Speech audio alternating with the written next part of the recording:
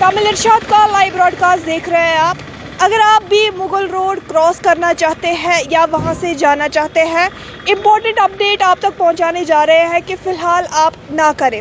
आपको बता दें कि ताज़ा बारिशों की वजह से वहां पर लैंडस्लाइड्स हुए हैं और ताज़ा पस्सियां गिरने की वजह से वहां से रोड को फ़िलहाल बंद कर दिया गया है। ये अपडेट आप तक इसलिए पहुंचा रहे हैं, अगर आप भी मुगल रोड क्रॉस करना चाहते हैं या वापस आ रहे हैं तो फ़िलहाल आप ना आए, क्योंकि ताज़ा पस्सियां गिरने की वजह से वहां से रोड को फ़िलहाल क्लोज़ कर दिया गया है। हमने देखा परसों से वहां पे बारिशें भी हुई जिसकी वजह से वहां पर लैंडस्लाइड्स हो गए हैं। हालांकि हम ऑफिशियल्स की बात करें या एडमिनिस्ट्रेशन की बात करें तो उन्होंने जो है वो ट्रैफिक को बहाल करने की पूरी कोशिश कर रहे हैं, लेकिन अभी फुल ट्रैफिक जो है वहाँ से रेस्टोर नहीं किया गया है, अभी भी वहाँ से काम चल रहा है।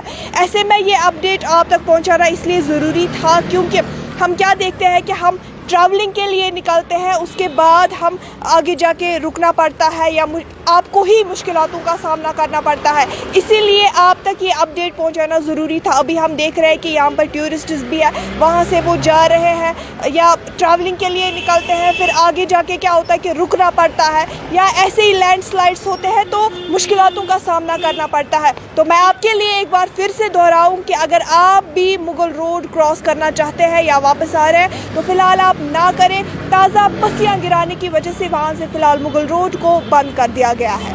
दीगर अपडेट्स के लिए आप हमारे साथ बने रहिए और देखते रहिए तमिल इरशाद।